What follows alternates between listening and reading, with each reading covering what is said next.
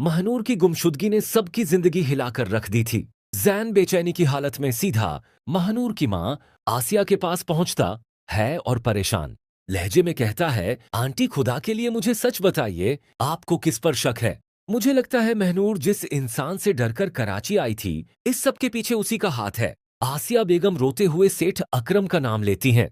वह कांपती आवाज में कहती हैं, अगर उसने मेरी बेटी को अगवा किया है तो वह जबरदस्ती उससे शादी भी करेगा। जैन, मेरी बेटी को बचा लो। यह सुनते ही जैन के चेहरे का रंग बदल जाता है। उसके दिल में सिर्फ एक ही डर होता है कि कहीं वह महनूर को हमेशा के लिए ना खो दे। जैन तुरंत अपने भाई जफर के साथ पुलिस स्टेशन पहुंचता है और महनूर की गुमशुदगी की रिपोर्ट लिखवाता है। लेकिन पुलिस ऑफिसर उनकी बात सुनकर कहता है, आपको पूरा यकीन है ना कि लाडेच की अगवा हुई है? कहीं वह अपनी मर्जी से किसी लड्डी एचके के साथ तो नहीं चली गई? यह सुनकर जैन गुस्से से भड़क उठता है। आप होश में तो हैं? आप महनूर के बारे में ऐसी बातें कैसे कर सकते हैं? वह ऐसी लड्डेच की नहीं है। पुलिस ऑफिसर ठंडी सांस लेते हुए कहता है, अक्सर घर वाले यही समझते हैं कि लड़की अगवा हुई है, लेकिन बाद में पता चलता है कि वह खुद शादी करके वापस आ जाती है। मेरा ख्याल है थोड़ा इंतजार कर लीजिए। मगर जैन गुस्से में कहता है, आप सिर्फ रिपोर्ट लिखिए, बाकी बातें मुझे मत बताइए। पुलिस के साथ जैन और जफर पूरी रात महनूर को ढूंढते रहते हैं, लेकिन कहीं भी उसका कोई सुराग नहीं मिलता। थके हारे जब दोनों वापस घर आते हैं तो आसिया बेगम दौड़ती हुई जैन के पास आती हैं और उम्मीद भरी नजरों से पूछती हैं, मेरी बेटी का कुछ पता चला? जैन खामोशी से ना में सिर हिला देता है। यह देखते ही आसिया बेगम रोती हुई अपने कमरे में चली जाती है। इसी दौरान महनूर की गुमशुदगी की खबर सुनकर महविश, दिलावर और मुनीजा भी जैन के घर पहुंच जाते हैं। जैन की मां परेशान होकर कहती हैं, मुझे नहीं लगता कि महनूर को किसी ने अगवा किया है। मुनीजा हैरानी से पूछती है, तो आप कहना क्या चाहती हैं?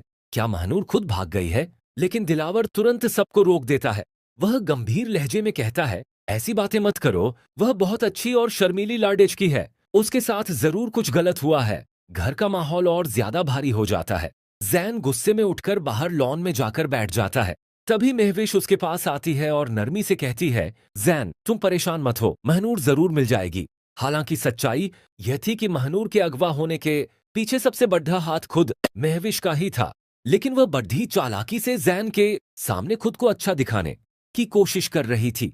इसी बीच जैन को पुलिस स्टेशन से कॉल आती है। पुलिस ऑफिसर जल्दी से कहता है, हमें एक लोकेशन मिली है। महनूर के मोबाइल फोन की आखिरी लोकेशन ट्रेस हो गई है, आप तुरंत यहां पहुंचिए। यह सुनते ही जैन और जफर तुरंत पुलिस के साथ उस जगह पहुंच जाते हैं। जब पुलिस एक पुराने घर के बाहर पहुंचती है तो दरवाजे पर लगा ताला देखकर जैन का दिल तेजी से धड़कने लगता है। जैसे ही ताला तोड़कर सब अंदर जाते हैं तो वहां सन्नाटा होता है। कमरा पूरी तरह खाली था, क्योंकि महविश पहले ही अपने आदमियों से महनूर को वहां से दूसरी जगह शिफ्ट करवा चुकी थी। जैन की नजर अचानक वहां पड़ी कुर्सी और रस्सियों पर जाती है। यह देखकर उसका चेहरा उतर जाता है। उसे समझ आ जाता है कि महनूर को यहीं कैद करके रखा गया था, लेकिन अब वह कहाँ है किसी को कुछ पता नहीं था।